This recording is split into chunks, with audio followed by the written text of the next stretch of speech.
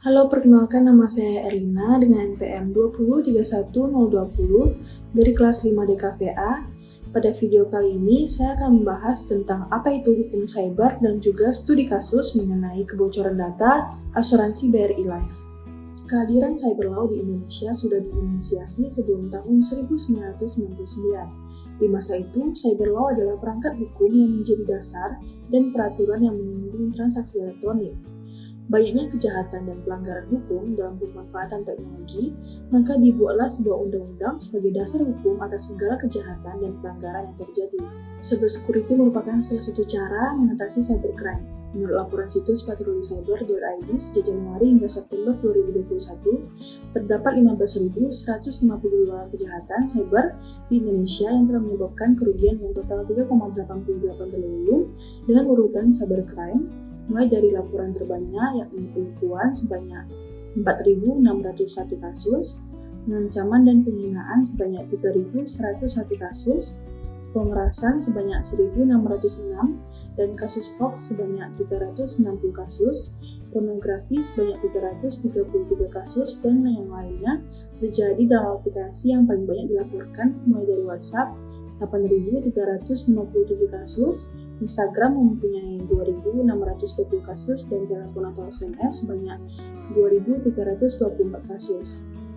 Dalam kondisi darurat ini, Indonesia membutuhkan cybersecurity sebagai cara untuk menghadapi cyber attack dan segala konflik antar negara akibat tidak adanya peraturan yang mengatur keberlakuan perilaku mengenai kejahatan cyber secara internasional.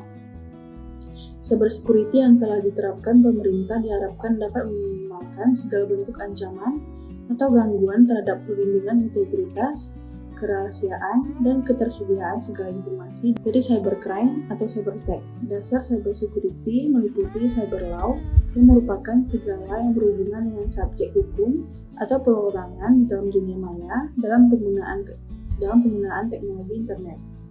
Peraturan mengenai kejahatan cyber atau cybercrime telah diatur dalam Undang-Undang Nomor 11 Tahun 2008 tentang Informasi dan Transaksi Elektronik, sebagaimana telah diubah dengan Undang-Undang Nomor 19 Tahun 2016 UU ITE yang disahkan pada tanggal 21 April 2008 dan menjadi cyber law pertama di Indonesia. Cyber law erat lekatnya dengan dunia kejahatan. Hal ini juga didukung oleh globalisasi, zaman terus berubah-ubah, dan manusia mengikuti perubahan zaman itu. Perubahan itu diikuti oleh dampak positif dan dampak negatif. Cyber law adalah hukum yang digunakan di dunia cyber atau dunia maya dengan pemanfaatan teknologi informasi. Kegiatan cyber meskipun bersifat virtual dapat dikategorikan sebagai tindakan dan perbuatan hukum yang nyata. Kegiatan cyber adalah kegiatan virtual yang berdampak sangat nyata meskipun alat buktinya bersifat elektronik. Secara luas, cyber law bukan hanya meliputi tindak kejahatan di internet, namun juga aturan yang melindungi para pelaku e-commerce, e-learning, pemegang hak cipta, rahasia dagang, paten, e-signature, dan masih banyak lagi.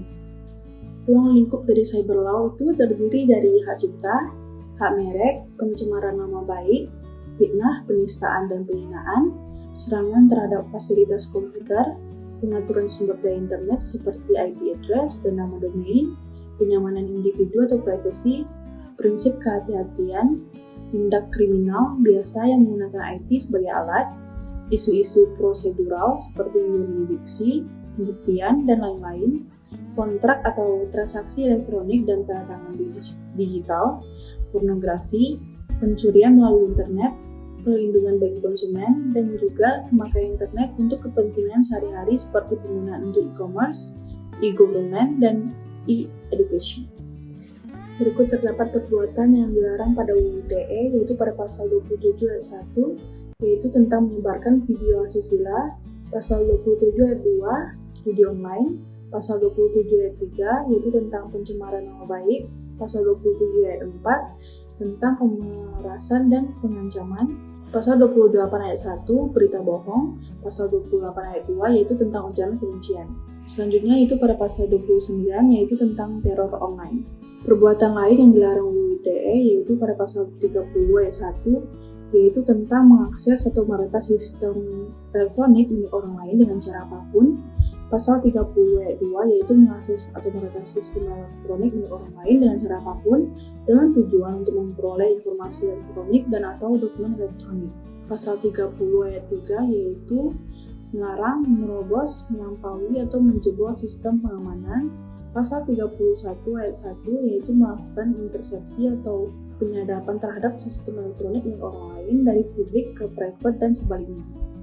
Pasal 31 ayat 2 yaitu dari tidak publik ke private atau sebaliknya, baik yang terdapat perubahan maupun tidak. Selanjutnya itu pada pasal 32 ayat 1 yaitu tentang mengubah, merusak, memindahkan, menyembunyikan informasi atau dokumen elektronik. Pasal 32 ayat 2 yaitu tentang mentransfer informasi atau dokumen elektronik kepada orang lain yang tidak berhak. Pasal 32 ayat 3 yaitu membuka dokumen atau informasi rahasia. Selanjutnya itu pada pasal 33 yaitu tentang mengganggu sistem elektronik.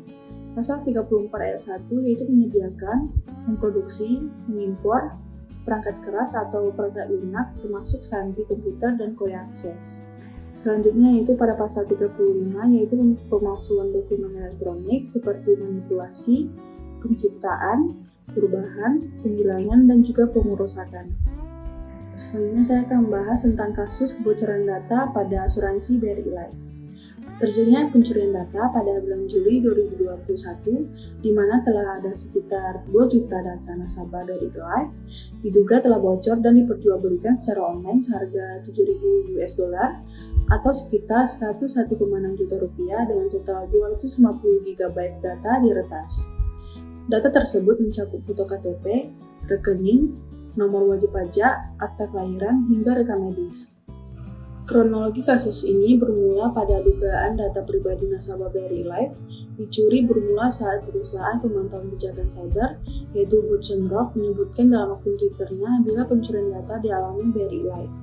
Dalam tangkapan layar, terlihat banyak domain dan subdomain dari BRI yang datanya diambil. Lalu saat dicek pada Rek Forums, ada akun bernama Rek sempat mengupload sampel data yang dia jual. Namun kemudian dihapus. Akun tersebut dikatakan kedapatan menjual database nasabah BRI Life Insurance dengan sekitar 2 juta lebih nasabah dan scan dokumen sekitar lebih dari 463.000. Database-nya ini memiliki PIN polis asuransi lengkap tentang pelanggan yang menggunakan asuransi BRI Life seperti total manfaat dan total periode tahun. Lalu juga ada dokumen bermacam-macam seperti KTP, HK, NPWP, foto buku rekening bank, akta kelahiran, akta kematian, surat perjanjian, bukti transfer, bukti keuangan, bukti surat kesehatan seperti EKG, diabetes, dan lainnya. Ada sebanyak 463.519 file dokumen dengan ukuran mencapai 262 GB dan juga ada file database berisi 2 juta nasabah BRI Life berukuran 410 MB. Untuk sampel sendiri yang diberikan berukuran 2,5 GB berisi banyak file dokumen.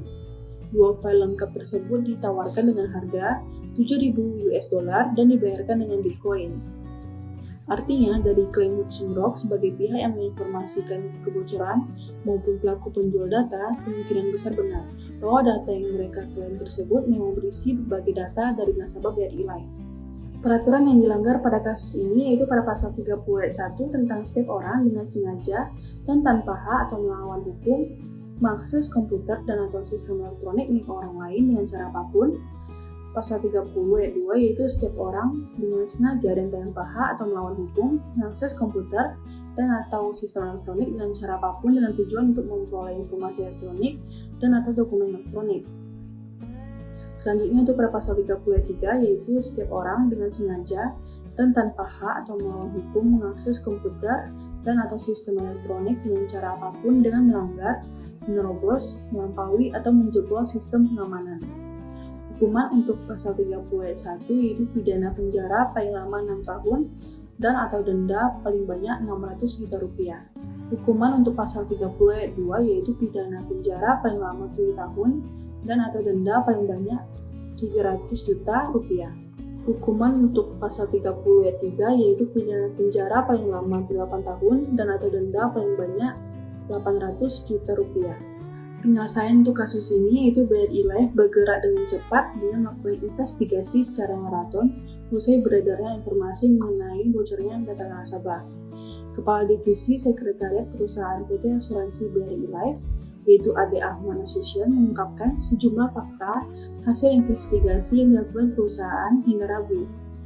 BRI Life telah bergerak dengan cepat melakukan investigasi internal atas kejadian yang dimaksud, dan ditemukan bukti bahwa pelaku kejahatan cyber melakukan instruksi kepada sistem BRI Life Syariah yang merupakan stand-alone sistem dan terpisah dari core sistem BRI Life. Dia menjelaskan bahwa pada sistem tersebut terdapat tidak lebih dari 25.000 pemegang polis syariah individu. Meskipun begitu, data tersebut tidak berkaitan dengan data BRI Life maupun BRI Group lainnya. Data BRI dan BRI Group dijamin aman, dan Ade juga menegaskan bahwa kejadian ini tidak memberikan dampak kepada data nasabah BRI maupun BRI Group lainnya. Dalam hal ini kepada Otoritas Jasa Keuangan atau OJK dan Kementerian Komunikasi dan Informatika RI untuk kepentingan penegakan hukum BRI Life berkoordinasi dengan Direktorat Cybercrime Barreskrim Polri dan Badan Sandi dan Cyber Negara atau BSSN. Lebih lanjut, BRI Life memastikan data pemegang polis tidak berubah dengan data awal yang ada di sistem. Selanjutnya, BRI Life akan berkoordinasi dengan pemegang polis syariah untuk memastikan layanan kepada pemegang polis tetap dapat dilakukan sesuai dengan manfaat polisnya. Sekian penjelasan dari saya, terima kasih.